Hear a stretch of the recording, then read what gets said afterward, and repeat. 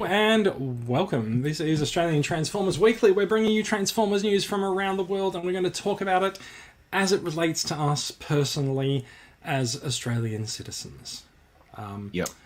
It's going to be a night of introspection and frivolity. Actually, like it's really not going to be that serious. I don't know why I went there with the intro, but that's okay. This is episode 226. We are recording live on Friday, February 5th, 2021. Just as a reminder, 2020 did win. This week we will be talking about a bunch of sought-after reissues and re-releases that have come out in the last week or two, a shiny new Generation Select figure that's gone official, and an update on the Chaos Bringer himself. Because that's the one we're all waiting for, right?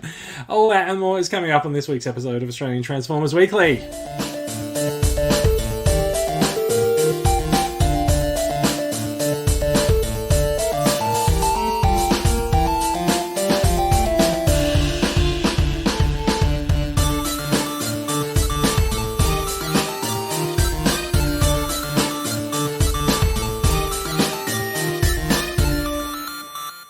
Thank you for joining us. I'm Jason. Joining me this week, we have Bradley coming to us live from Perth, where I think... How far behind us are you? You're about 2 hours behind, or is it 3 hours behind? 3 hours, 6:09 p.m.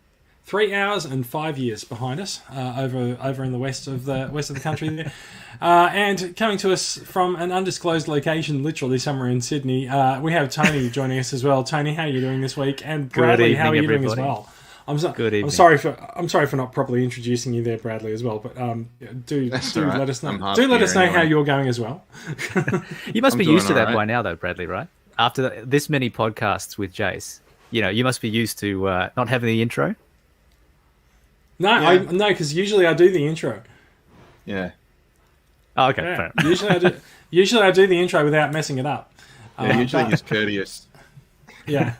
So I'm courteous, sometimes I'm considerate, and sometimes I just don't give a shit. But that's okay.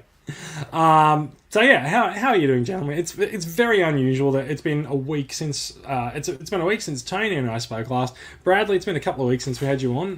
What has been happening? Not much Transformers wise. Just hospital appointments and doctors and such. So. Yeah. I can unfortunately relate. Yes. Tony, how have your hospital appointments gone this week? Thankfully, they've been very barren. That sounds like a problem you should see a doctor about. Yeah. No, fortunately, I've been pretty good like that. But yeah, it's weird to be the only member on this podcast that hasn't had medical treatment required.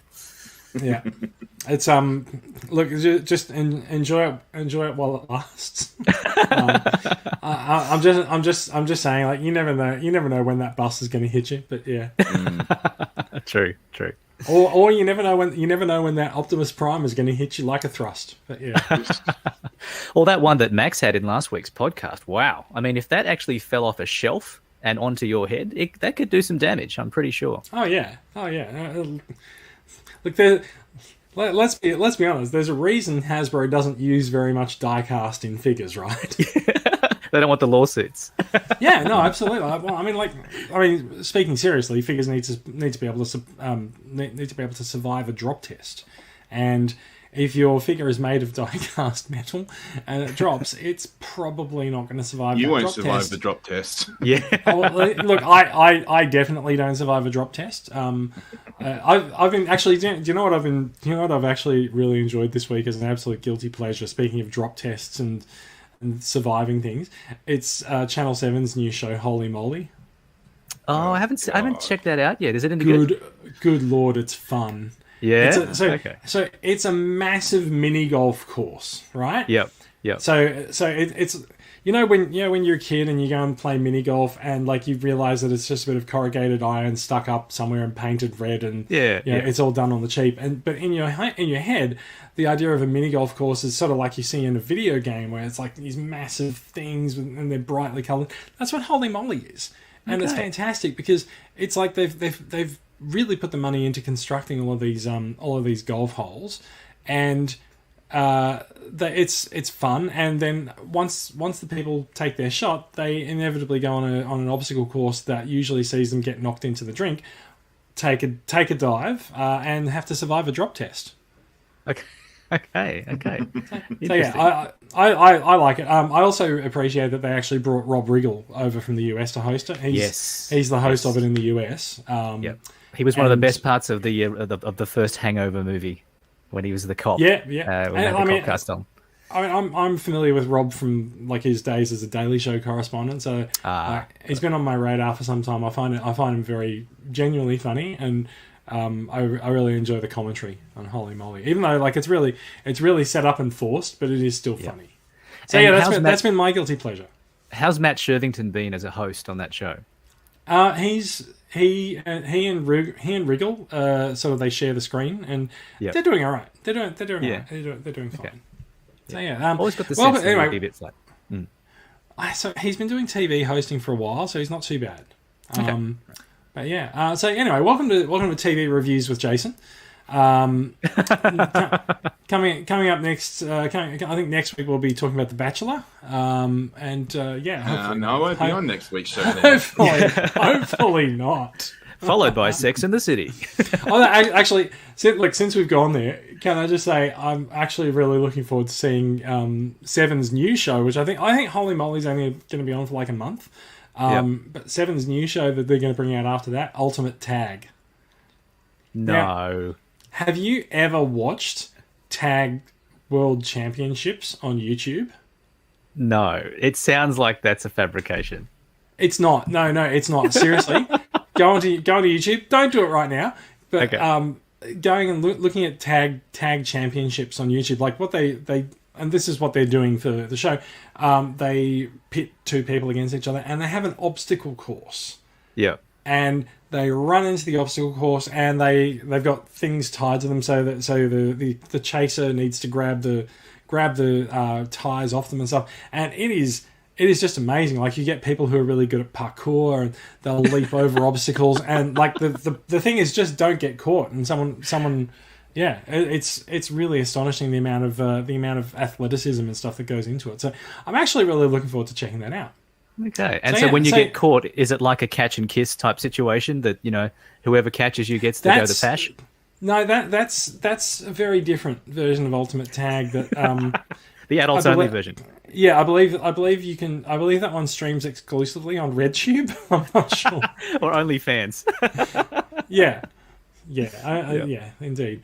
That's enough porn site references for us in the one podcast, I think. Yeah. Shall we talk about some Transformers?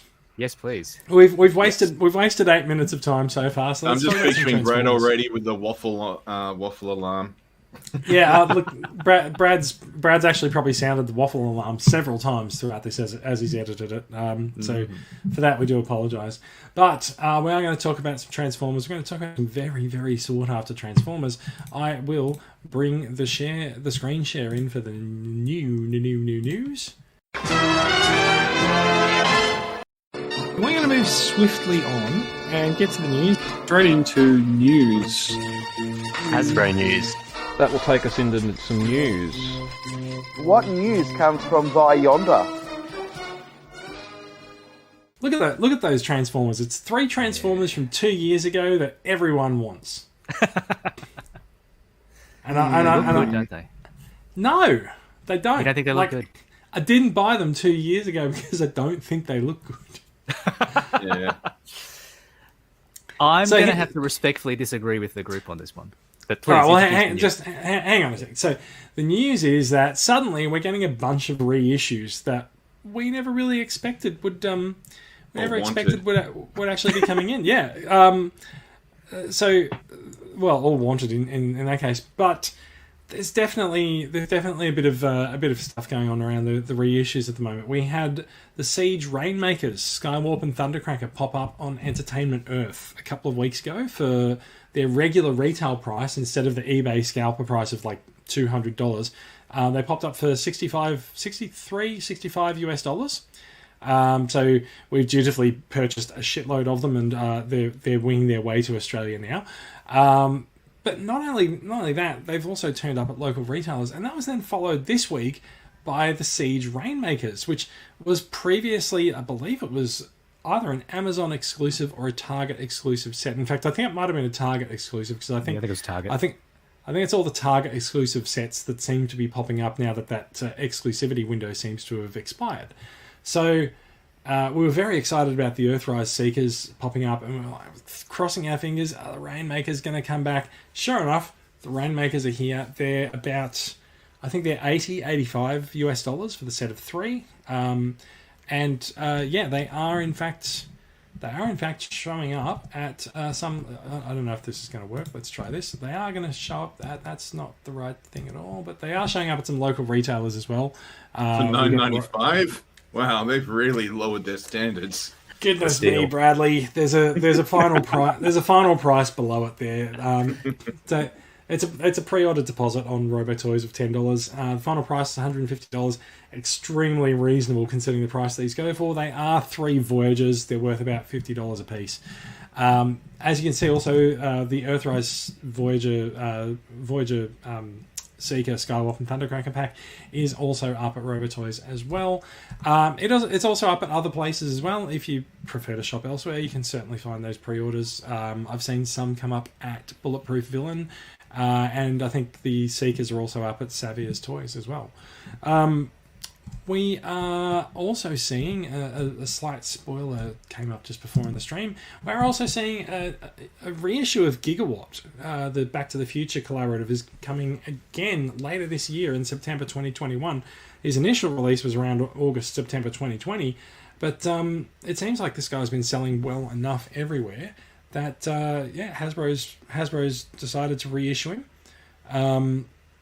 It's coming out at a much cheaper price, which makes me wonder if it's being repackaged, like the Ghostbusters Afterlife Ecto 1. Maybe he'll be in a blister pack this time, or it might just be a straight up reissue and it's a cheap pre-order price. So Big Bad Toy Store has it listed at $32 US, which is quite a discount. I think his original price was $40 to $50 US. And if you haven't got Gigawatt, do you guys have Gigawatt? No, I don't. But it's another great use of that. Oh, here we go.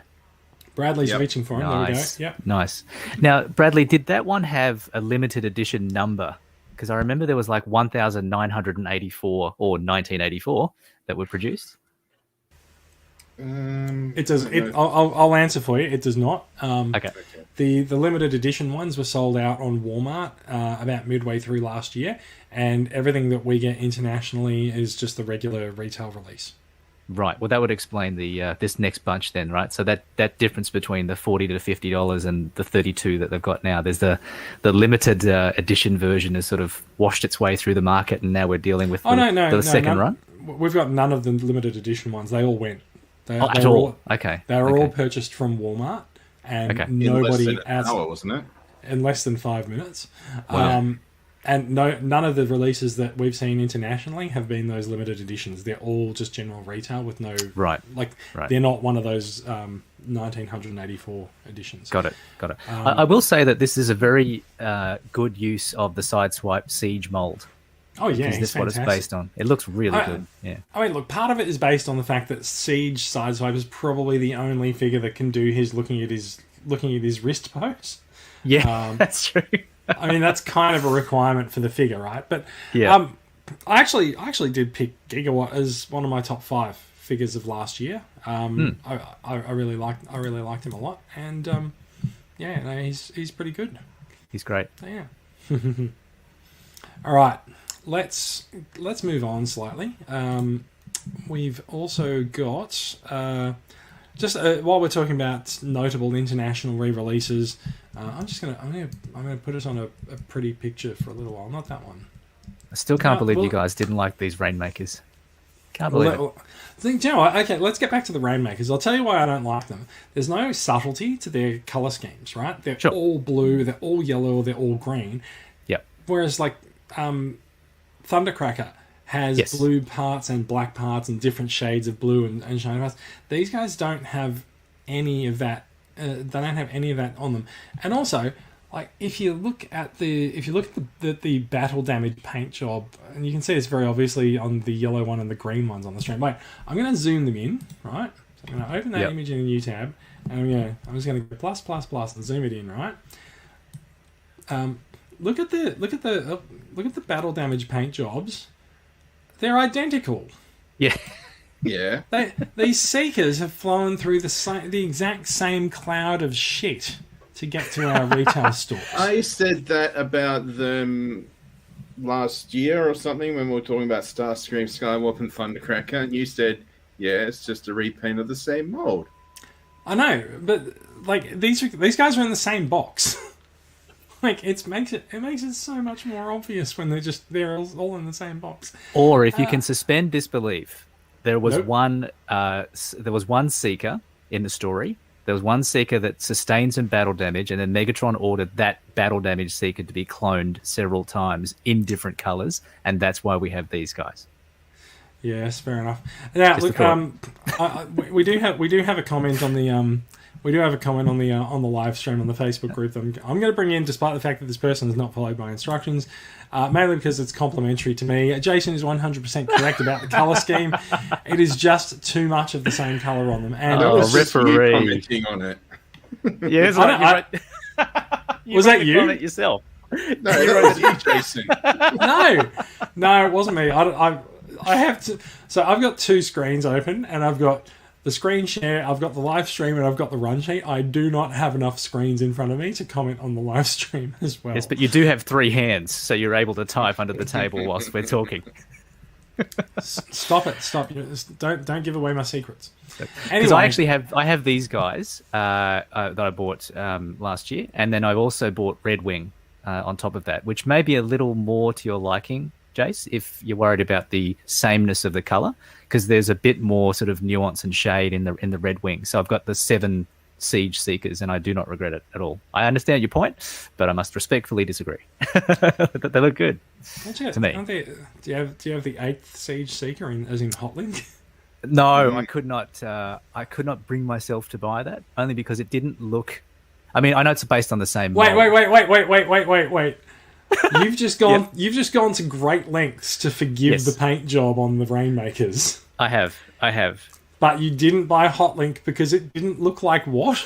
It didn't look like the others in the same way. I got the sense that Hotlink was an afterthought for those people that couldn't afford the Siege Skywarp pack that was on Amazon. I feel like Hotlink was something that was designed to satiate that particular crowd. I couldn't get on board with it. It looked too close to Skywarp for me. He is very close to Skywarp. But I think that's what made him popular with a lot of people who had, like I said, missed out on the Phantom Strike set. Absolutely. Will the Phantom Strike set be up for re-release soon? I just put mine in storage. That was not the answer that I was looking for, Bradley. So Phantom Strike was exclusive to Amazon, right? Not Target. Yes.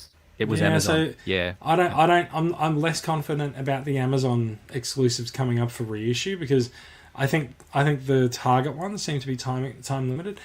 I'm also wondering whether or not the Walgreens exclusive Siege Ratchet might also come up for a reissue soon. That would be cool for those who didn't get him when he was he's extremely difficult to acquire, wasn't he? So, yeah, well he's on Amazon now though, Jace. He's on Amazon now, but it's a marketplace sale. Someone who purchased them from Walgreens and is selling them for $100. True, good point. So it's not regular stock. Yes. So what I'm really looking for is for them to show up at places like Entertainment Earth and Big Bad Toy Store at a sort of a regular retail price. Yeah. We shall see. Yes. Now I did skip over. In all our excitement, getting to the Rainmakers. I'm just gonna close that tab, and now we're back here, and I've zoomed in too much, so I'm just gonna fix that.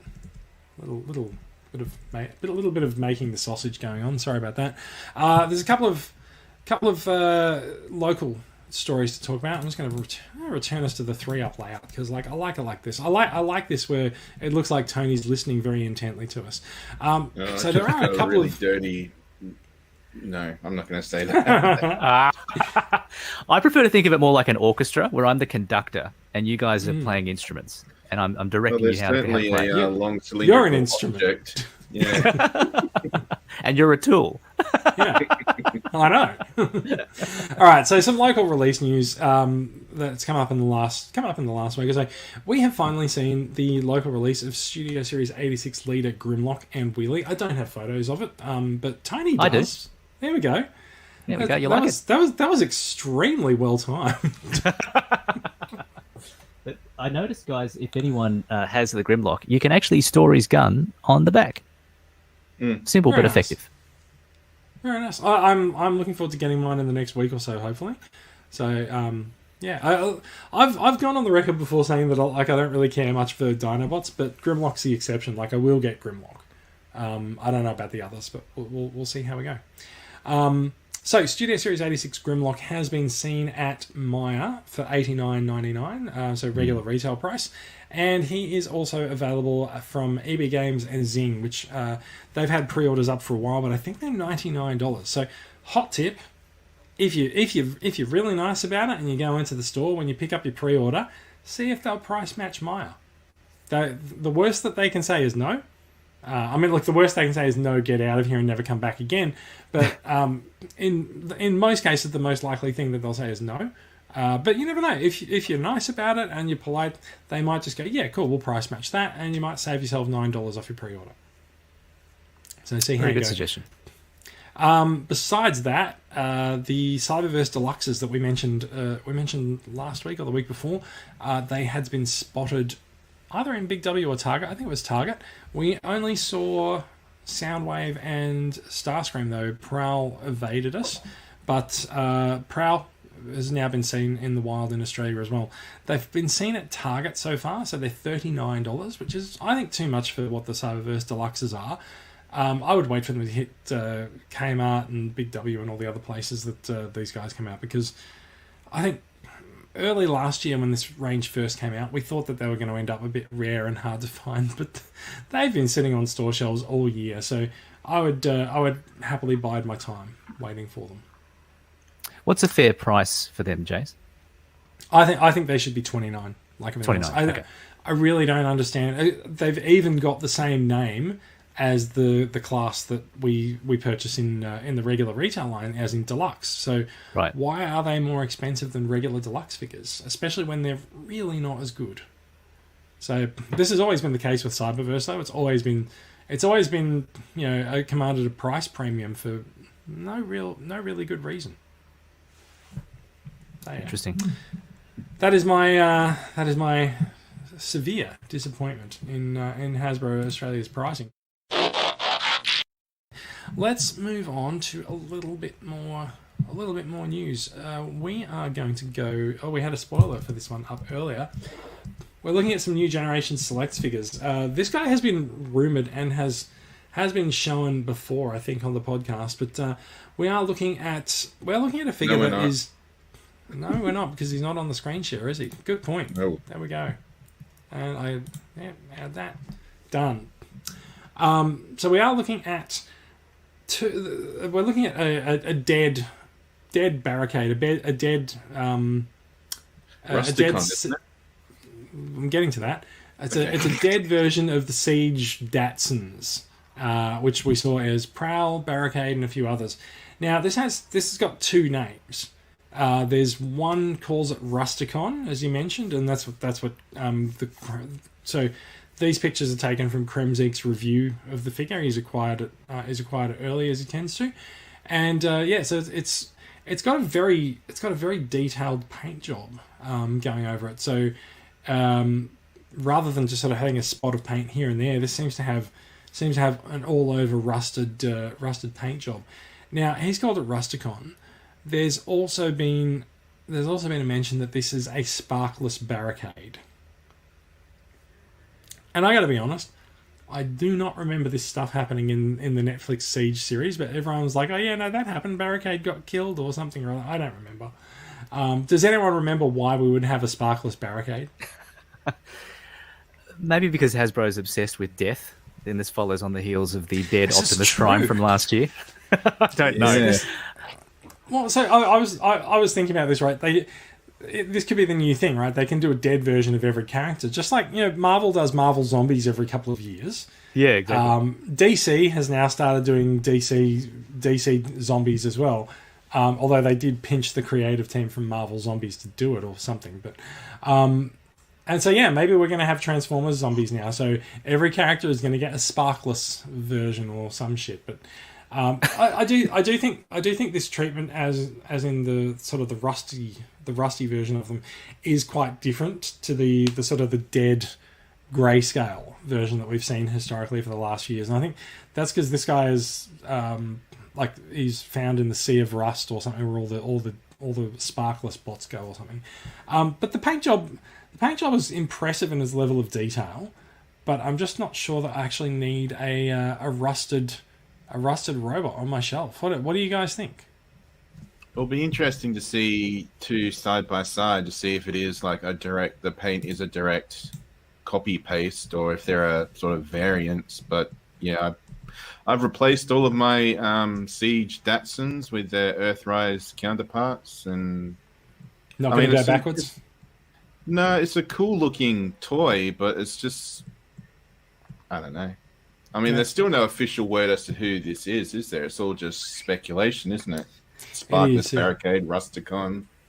Because I vaguely recall in the Siege cartoon, or it might have been Earthrise, there was some random sort of zombie-looking Datsun bro in the back of a scene or something like that. You know how they often showed you images of either deceased bots or those that were severely injured. Like Ratchet had some sort of like little mini hospital going. I seem to recall something like this, like that Rusticon in the back. But did it make that much of an impression on me that I need to go and buy this? I'm probably not. No. Yeah, that's right. So the one thing I will say, like just looking at the car mode, the alt mode photos, right? Like it really does have an all over paint job. They've really committed to this whole rust aspect of it. But I just don't really feel the need to have a toy that looks like he was left outside in the rain too long. I don't know. No. Although people would have said the same thing about Dead Optimus Prime, wouldn't they? No. Why do I need to relive my childhood trauma? No, because there's precedent for Dead Optimus, right? Because they sold MP4 sleep mode. It commanded a high price on the secondary market for years. And so then they've started making Dead and Nemesis versions of Optimus Prime for years. So like there's definitely precedent. Still waiting for a ghost Starscream of the Earthrise Starscream mold. Speaking of death and everything. That might happen this year. We'll see. So yeah. Anyway, that's the. I think we're saying that he's probably going to be Generation Select, or we have been. But I'm just thinking with the all over paint job, he might be more likely to be a Netflix. He might be a War for Cybertron figure. In fact, on here it does so. T-Formers, the T-Formers TFW's file name says War for Cybertron Siege Rusticon. Now, I don't know where that is necessarily going to fit in on a toy line because Siege is done. But it might be that they're sort of mistaking that for the Netflix just War for Cybertron range. So we'll see. Obviously, it's a Siege figure, but yeah. Let's see what happens. The mute green, that's like the undercolor. For some reason, to me, it just looks like a bar of soap. He looks a lot cleaner from underneath, doesn't he? And I bet you he smells awesome. Can I just point out he's also mistransformed. Thank you, Kremzik. Yeah. Because look, he's got the port pointing down, the port pointed up. Did he? And the head's turned around the wrong way. He's looking at the ground. Yeah, no, we call that the Bumblebee mode now. Yeah. Yeah, the forearms are meant to be tabbed into the doors, aren't they? Yeah. I'm honestly not sure. I think they are. Yeah. No, they are. It's just the shoulders are flipped around or something. Anyway, enough criticism of transformation of people who don't watch the show. Let's move on. This is one of the Gen Selects. The other one is I'm going to say slightly more exciting. In fact, it's not a Gen Select. Sorry, we're going to talk about a Gen Select in a minute, but we're going to talk about the other Netflix figure that's popped up in the last week or so. First, which is what is purported to be the Netflix version of Cheetor. Now. Yeah, Netflix. The Netflix line tends to have a predilection with shiny paint jobs, and there's enough differences here where we can see that while Cheetor's spots are uniformly applied across both of these figures. Well, the Cheetor never changed its spots. Neither do leopards, apparently. But you can see the eyes are a different color. The metal, the metallic inner robots, it's a much darker gray, and it's shinier. And yeah, the paint looks a little bit nicer. It's a little shinier, and the metal is shinier as well, which is what makes me think it's a Netflix. It's a Netflix figure because Netflix likes their shiny paint jobs. But yeah, it's a little bit upsetting, I think, for people to see a repaint of a figure that they've just gone out to the store to acquire now come out, and it's probably something that's that much better and they probably wish that they'd waited for it.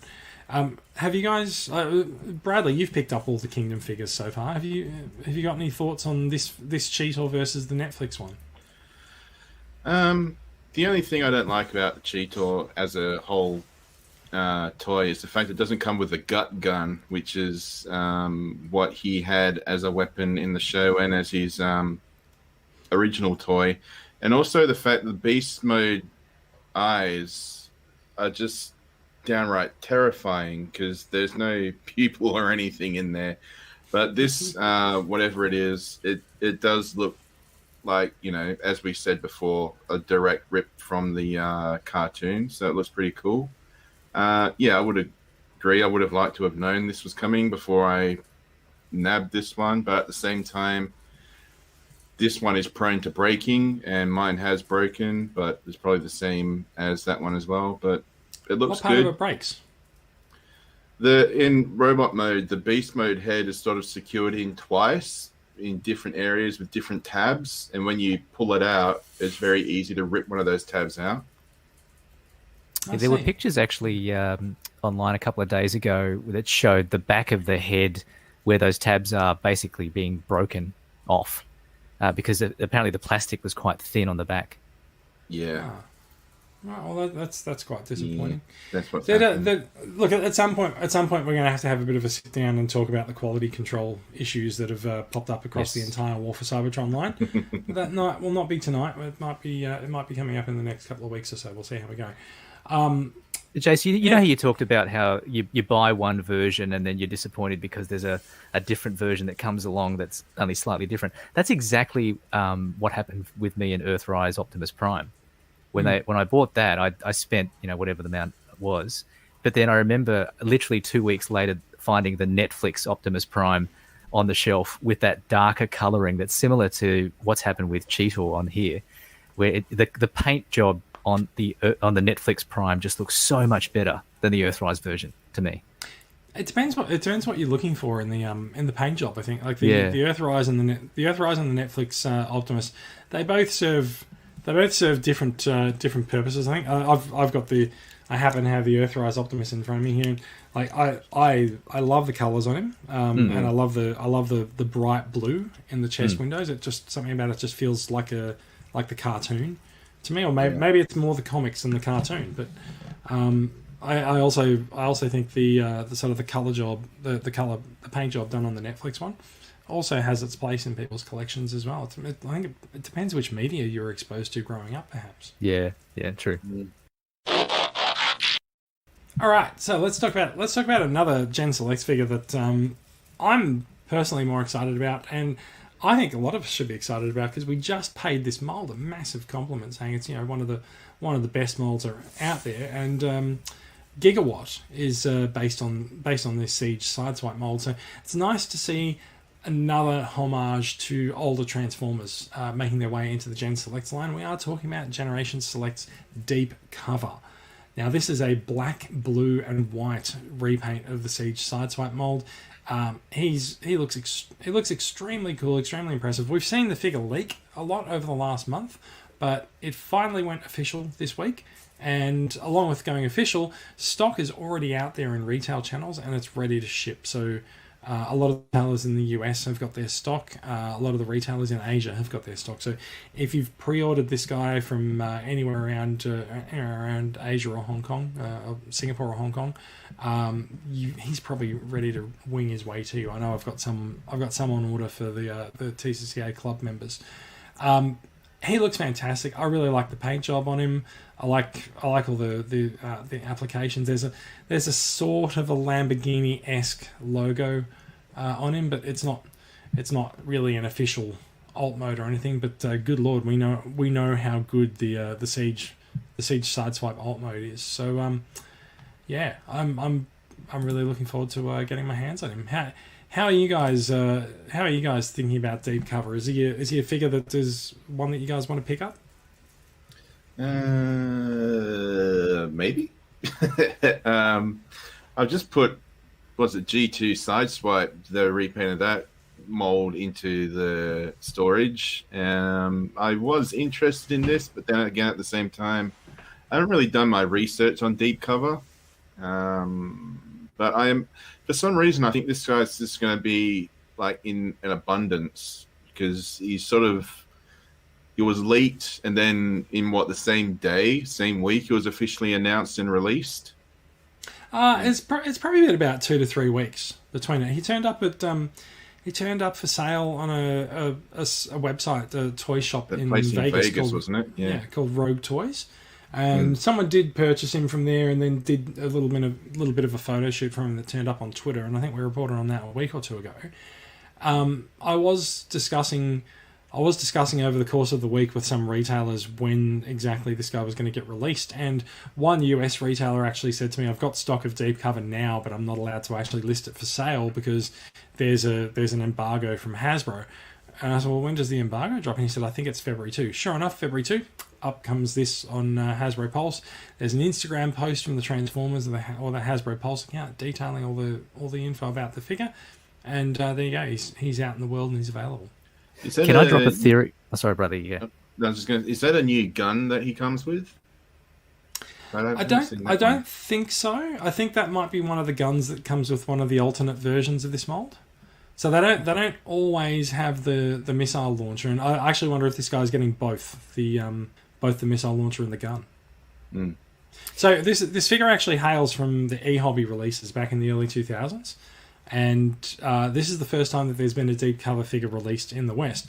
Now, interestingly, in the Hasbro Pulse description here, it actually says this special edition deep cover figure is one of 2 different versions that will be our first US releases of this character. Yes. Now I have a hypothesis about this that I wanted to share with you guys. Go for it. Right. So last year there was one of the many rumors and leaks about upcoming figure releases, and one of them was a Netflix deep cover figure. I don't know if you guys recall that at all. It was meant to be like at Walmart, and when I read that, I went, "Oh, it's interesting. Walmart. Okay, that's fine. But who is deep cover?" So I did some research on that back then, and then I think what they're doing here is that they maybe do have, similar to the Cheetor release, they probably do have a deep cover Netflix version that's sitting in the back just waiting in the wings. And they've decided to sort of milk the value of the Siege Sideswipe mold just one more time because Tiger Track wasn't enough. But then I think that they're going to do it. How dare you? He's great. He's awesome. No, I'm not disparaging him at all. But there's, for me, I think there's a Netflix one that's going to come. That's my theory, my hypothesis. You heard it here first, guys. Mm-hmm. And also, actually, in that same rumor list, there was a linkage to a reference to Earthrise, Earth Mode Sideswipe. So I can see that being a second version of the Sideswipe mold that they'll milk again as well. So that was where I thought you were going to go with your theory in the first place. The Earth Mode Sideswipe rumor. So I don't know. Like I actually find. So let's parse this sentence a little bit more, right? So this special edition deep cover figure is one of 2 different versions that will be our first US releases of the character, right? It doesn't say they're both going to happen this year. No. True. No, like the next deep cover release might be planned for whatever comes next year. There might be something else going on there, but let's assume it's going to be sometime this year. And I think the rumor of an Earth Mode Sideswipe, What would he be? Would he be a retool of an existing figure, or would you think he'd be his own new mold? I think he's probably very likely Siege with new legs, maybe, or with a spoiler. He's already so close to like a workable Lamborghini mode, isn't he? Yeah. Yeah. So yeah, maybe it would just be a slight retool of the Siege toy. It could be, yeah. Because I remember I was looking into getting some of those non-F spare parts for Siege Sideswipe, and it's essentially just two little pegs that you stick in the back of his legs, so that when he transforms into alt mode, he's got a spoiler on the back, which is missing from the Cybertronian version. And they added some extra guns. But when you put the spoiler on the back of this mold, it actually looks very close, in my opinion, to the cartoon Sideswipe. I reckon he looks really close to. He looks really close to being an Earth Lamborghini anyway. So I still think that even with this black repaint, it looks more to me like the Tumbler from the Batman trilogy movies, the Christopher Nolan Batman. Yes. The Batmobile, you mean? Yeah. Or the Batmobile. Yeah, they called it the Tumbler. Yeah. I feel like if you cast your mind back to Siege, they did say that they were sort of trying to evoke a bunch of sci-fi concepts with some of the Siege figures. So some of the characters had sort of base modes or spaceship modes that looked like they'd sort of come out of an anime movie. So like I would say that likeness is probably not unintended on Hasbro's part. So, yeah. Interesting. All right. Now, the big news, of course, with Deep Cover is that you do not have to import him from the US. There's a bunch of places in Australia that have got you sorted out. So, EB Games and Zing have him listed at $45 with a release date of March, and Robotoys has him listed at $49, and he's due for release sometime in March as well, I think. I didn't actually parse that off the page there, but I hazard a guess that Robotoys is probably going to get the figure out a little bit faster than EB, because these figures are already shipping around the world. So I don't know if EB reckons it's going to be March. That's another month and a half until it gets there. So we'll see how we go. It's not statue news, much to some of our dismay, but it's close. Right, so what we're looking at is a bunch of new PVC figures from Super 7, and they are called the Ultimates range. Now, Super 7 make the reaction figures, which are sort of, I think they're 4 to 5 inch renditions of figures that are. They evoke the cartoon appearance of a bunch of classic characters. So they've announced a new 7-inch scale. So these figures are slightly larger, still with sort of the similar cartoon-like designs, and they come with a lot of accessories. So the big news here is the choices for these characters are quite interesting. You've got Optimus Prime, you've got a Ghost Starscream. Who said they wanted a Ghost Starscream earlier? Bradley. There's an Insecticon. There's a Bombshell. And for those of you who remember his memorable contributions to the G1 cartoon, there's Banzai-Tron. Wow. That's... These guys don't quite follow their cartoon appearance in all ways. I think Prime and Starscream look most like their cartoon appearance. So Bombshell looks notably different. Bombshell looks a bit like Mind Wipe for some reason with the shoulder. I was going to say that he sort of looks a little bit like Mindwipe. Banzai-Tron almost looks a little bit like the Mastermind Creations Calidus, with sort of the sticking out rounded off chest design. So the big thing with these guys is that they pack a lot of accessories in with them. And I'm going to scroll down until I find the photos of them, and here we go. So there's a bunch of accessories. We're looking at Banzai-Tron there. So he's got a gun, he's got a couple of different hands, and he's got this sort of it looks like a bit of a backpack that can hold a bunch of things on him as well. So there's all the accessories there, and there's the rear view and the front view of him, and that's how these guys ship in the box. So I feel like there's a little bit of branding missing from that box, perhaps. But yeah, it does look a bit plain, doesn't it? It looks slightly sparse. It's a bit homemade, that one. Maybe, yeah. It's the prototype. Digibash.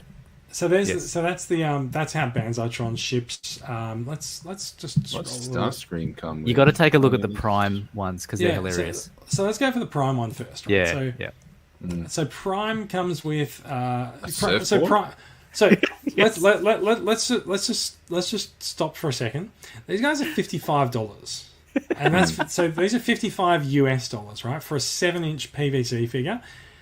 That's quite expensive. That's Super 7's sort of price point shenanigans going on there.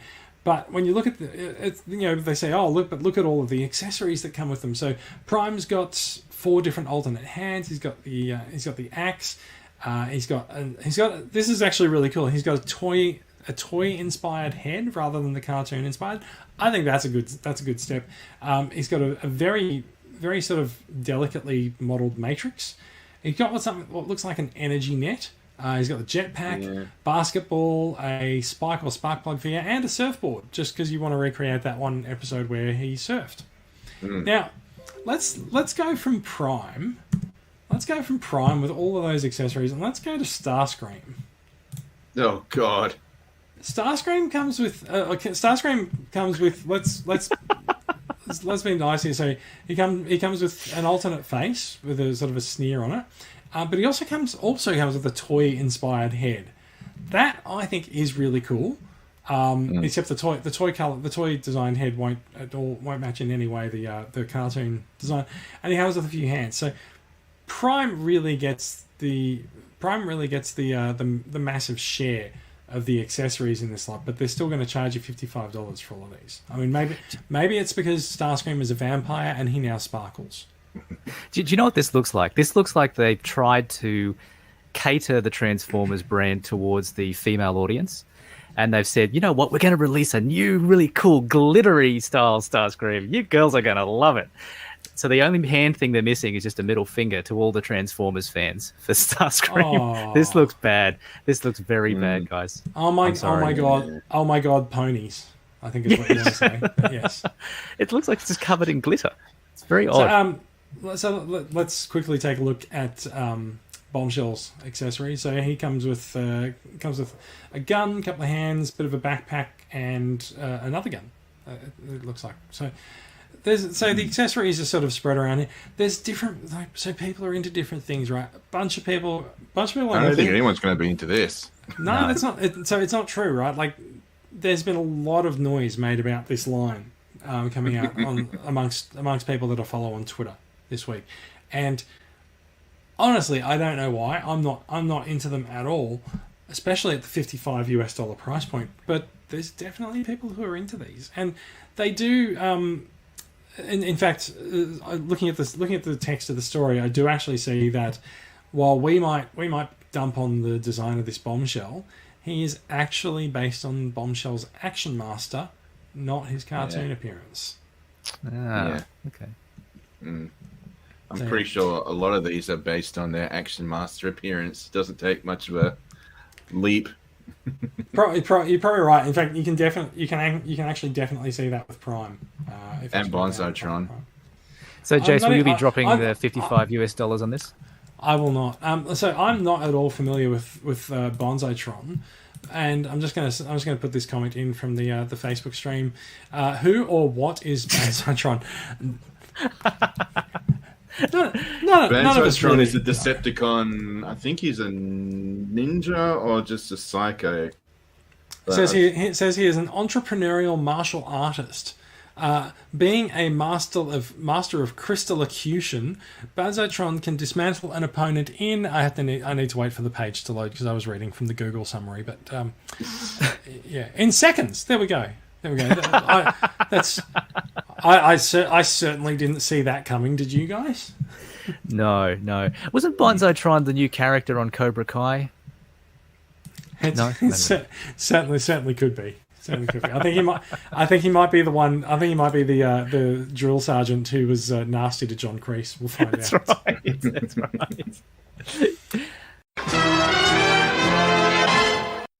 right. Okay, So we're gonna move past this. We've got about 10 minutes left on the show. Do we have any acquisitions to talk about? That is it for the news this week. I'm going to take. Can we give a brief mention, Jace, to the Chaos Bringer stuff, or is that too late? We'll give it a brief mention. I think I do have like some stuff up here, but so Hasbro has put out a video. We're not going to play the video because we'll get taken down for copyright infringement. They put out a video detailing a lot about the construction of Unicron and showing some of the pieces being painted and assembled in the factory. Suggest you go and find it. We'll link to it in the show notes. It's a pretty interesting look at how Transformers are actually made. There's a bunch of hand assembly that's going on for Unicron. And there's a lot of machine assembly that goes on as well. And it turns out the people who best know how to transform him are the people who are making him on the assembly line and packing him into a box, because they make him in robot mode and then they have to transform him to ship. After watching that video and seeing how hands-on the people in the factory get with the Unicron and the toys themselves, never have I ever wanted to work in a factory more and get paid 10 cents an hour, no toilet breaks, because the opportunity to play with those toys all freaking day would be amazing. So I thought, where I thought you were going to go with that was looking at it and just going, I've never ever wanted to wipe my Transformers down for COVID more. Yeah, those poor factory workers, they were wearing masks, weren't they? Face masks, as they were sort of doing it. Oh yeah. I mean, like they're all PPE'd up, and like you can see that they're wearing gloves and stuff in these photos. Yeah. Because they have to be, like, except for this person, but they have to be, right? We don't see the photos, Jason. Oh no, you're right. Because I turned the screen share off, didn't I? There's a big machine. As part of Unicron's evil rings, there's a CGI version of Unicron that they stole from the Netflix show. There's a bunch of stuff going on. Like I suggest you look at the video. It doesn't really tell you that much, but it's still cool to look at. There's a bunch of Unicron heads, a bunch of Unicron faces, some touching up, some paint jobs, and a lot of stuff going on. So I'm just conscious of time. I really want to get us finished in the next few minutes, guys. Yeah. So I'm going to kick the news stream out. I don't think we have that many acquisitions to go on with. We're done with news. Tony, do you have anything new? The only thing I got this week was the Combiner Wars Devastator, which I'm really happy about. Yeah. And it was thank you to Amazon, because it was a fairly priced sort of $219, I think it was. And I think, Jace, you rang the alarm on that one through the TCCA Facebook page. He's the reissue. There's been we've known that there's a reissue coming for a while. Yes. Yeah. And I'm really happy with him, actually. The funny thing was, so I've got, Hook and Mixmaster on the screen here, but what I was surprised by, and I didn't realize it, but these are essentially leader class figures. No, so they're huge. Voyager, yeah. Well, Voyager class under the old scheme. Because that's true. They're larger Voyagers than they would have been. Yeah, that's right. Our friend Grimlock here is a leader class, and he basically stands almost as tall, basically the same size. Sorry, he's on a shelf. Hang on. Yeah, fair enough. Basically the same size, right? So, and they're huge. So that's how they obviously get the size of Devastator being 45 centimeters or so. But these guys are huge. And just for contrast, I'll put them next to Jazz, so you can see there. Big difference, right? And in the cartoon, I don't remember when the Constructicons as individuals were fighting the Autobots. I don't remember them towering over anybody. So this is a little bit of a scaling issue for my collection, but otherwise really happy with these guys. I remember in season 3 when Magnus just smashed two of them together. He had one in each hand. That's right. I'm trying to find that image. Here we go. Wait a second. Is that Hook? Does he have hands? He does. Hang on, let's have a look here. No, that's just. He does. I've just mistransformed him. Sorry. Good call. Because I've got Devastator, but he's been in his combined mode since I got him in 2016. So I don't remember what the individual ones look like. Yeah. There you go. There we go. Thank you, Magnus. That's a great one. Yeah. Since when did scale exist? Yep. So very happy with these ones. Yep. Bradley, how about yourself? Any acquisitions to speak of there? No, the only difference is all the Kingdom toys I had in my last appearance have since been unboxed. So you got you've acquired a bunch of recycling. Yeah, pretty much. I really like Black Arachnia. She's really good. These legs are very strong, so she can just sit. Don't think I can really illustrate it properly here at the moment. Oh yeah, she can sit. Her body isn't falling onto the ground. Her legs can support her weight. That's great. Same with Beast Wars Cheetor. As I said before, the breakage is sort of common. It's not a huge deal breaker, and I've got Warpath in his tank mode. I do have Beast Wars Megatron and Optimus Primal, but they're in their robot modes. They come packaged in robot mode. I have transformed them into their beast modes, and they're very, very cool and complicated, and just a lot of fun. And yeah, I still got Cyclonus here with the light piping deployed. He's been sitting over me for like a week or so now with his light pipe. Cyclonus does have very impressive light piping in his head, doesn't he? It seems to pick up everything from everywhere. I know. Well, I got my light sources up here, and Cyclonus is just over at my fingertip, and the light piping is still being deployed. That's just really, really impressive. He's just glaring at you. The Kingdom cards, Jason was saying before, there's 4. I've got 3. And I've got 6 cards, but only 3 different ones. I've got 1 Arc, 2 Optimus, and 3 Black Arachnia. So you're missing Dinobot. Yeah, which is a shame because I really like Dinobot. So I have a Dinobot. Well, I got 3 Black Arachnias. You guys should talk. So I believe with the cards, the front of the card, I've got an Optimus here. The front of the card is the same on all of them. But I believe when you peel off the surface, there's multiple versions of the cards underneath. Is that right? Yes. No. Oh. Is it? For mine, there is. Because I've got 2 Optimuses and peel them back, and they're both dead Optimus in space. Maybe it depends on the character. Maybe. My Arc one is Arc in space and Arc in Mount St. Helens. And my Black Arachnia, all 3 of them are her looking bitchy, and then peel it back, and the sticker is her still looking bitchy in what I think is her Transmetal 2 color scheme. But okay, yeah, that's Transmetal 2 Black Arachnia. I never noticed that before. Interesting. No, fair enough. Yeah. So maybe I'm wrong. Maybe they're not. Maybe there's not multiple designs under the stickers. Still, you can take 4 cards when you get a couple of Dinobots, and you can turn them into 8. So you know. And like I said last time, I'm still waiting to see if they release like a sticker album. That would be cool. Yeah, it might be nice. Maybe someone will make one. Maybe it doesn't need to be an official release. Maybe. Hey Bradley, with your Black Arachnia, did you have any QC issues with the chest falling off? No. I don't remember actually. I transformed her like when I opened her up a couple of weeks ago and transformed her right away. Very carefully with the instructions. I don't remember anything popping off. I was more worried about the gun staying on in beast mode, but yeah, a mate of mine had that issue, and apparently it's quite common. Again, going back to that point, Jace, around QC issues, it seems like that's a problem for Black Arachnia too. I see a lot of can't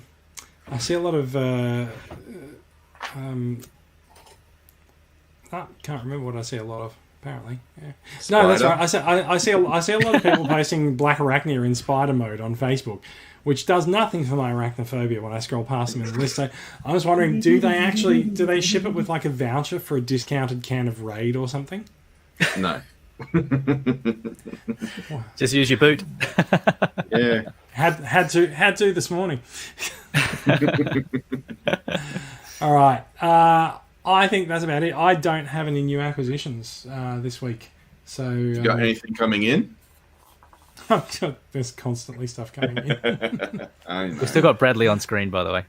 That's right. I'll get rid of Bradley from being in the solo layout there. Thank you. No, there's constantly stock coming in. Deep Cover is coming in next week for club members. But is it coming in for you, Jason? Yes. What have you got coming in for you? So the question was asked: is there any stuff coming in for people? So there's a deep cover coming. Yeah. We put a group order in at Robo in Singapore a couple of weeks ago, so that stuff's shipping in for other people. There's a bunch of cheap Siege and Galaxy, Siege and Earthrise figures coming out there. A bunch of them are on sale. So yeah, it's all this stuff that you can get access to as a club member. So do feel free to sign up to join the club. How do you become a club member, Jason? I think we might segue into the end of the podcast, and we can talk about some of that. Yep. I think. Yep. Let's go. We're just about 1 hour. I reckon Brad can cut out a bit of waffling, and we might just get this in under 45 minutes. 45 seconds. Anyway, everyone, thank you for listening. Thank you for watching the live stream. There's a bunch of people who've been making comments on the live stream on Facebook. Thank you very much for participating. Anything snarky? There's a lot of things that are snarky. If you'd like to find out more about these stories, you can find out links to them and more in the show notes. They're posted to they're posted along with the episode. They're posted to the Podbean site and on Facebook. You can get in touch with us. We love listener feedback. You can contact us via transformersweekly.podbean.com, or you can find all three of us individually in Transformers Collectors Club Australia, and we have a Facebook page called Australian Transformers Weekly, funnily enough. We are a production of Transformers Collectors Club Australia. We're a registered club in Victoria run by volunteers who donate their time and money to make life better for everyone.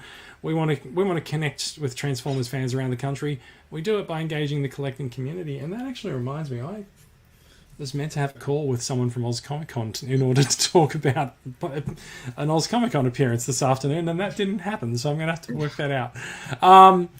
You can find out how to join the club and get access to all of our member benefits by hitting up our website at transformerscca.com, or you can message the Transformers Collectors Club Australia page on Facebook.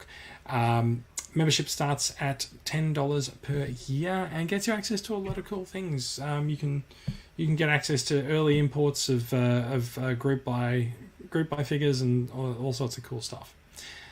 That is pretty much it from us. Tony, I don't think you have a URL to share, but Bradley does. Would you like to share your URL with the world, Bradley? I would love to share my URL with the world. It's twitch.tv/GroovyGuyGaming. I changed it recently just to get rid of the 0069. So it's all Groovy Guy Gaming, one word. I do have a Facebook page at the moment. It's called Groovy Guy's Friends and Followers. I am trying to get the name changed to Groovy Guy Gaming, but for some reason Facebook just doesn't want to acknowledge the name change. Look at that. Look there we go. Nice. Look at that. We've got your URL up on screen. Groovy Guy Gaming. Promo. I think I even spelled it right, so there we go. Yeah, you did. Wonderful. Your reading and writing is really coming in there. So yeah, I'm doing sort of. I'm not on a stream schedule at the moment due to my mental health problems. But whenever I am on, please do come in, join in the fun. I always like to talk about Transformers and just generally like to chat. So yeah. You once had an episode where you were going to dye your beard a different color if you got 500 followers or something, weren't you? Yeah, that's why the beard's pink. Yeah, that's right. And that's why my hair's green. The hair went green for 250 and the beard went pink for 500. Nice. What happens? I don't know what I'm doing for what happens at 750? Or will that be streamed on a different service? Yeah, that's for my OnlyFans. Yeah, the curtains won't match the carpet on that one. No. All right. I think now that I've figured out how to put banners at the bottom of the screen, I'm just going to put this one up and say, "Come join us at Transformers CCA on Facebook." Join us. Oh, dear. It's a great community, though, guys. For our listeners, great community. I think I might take that away now.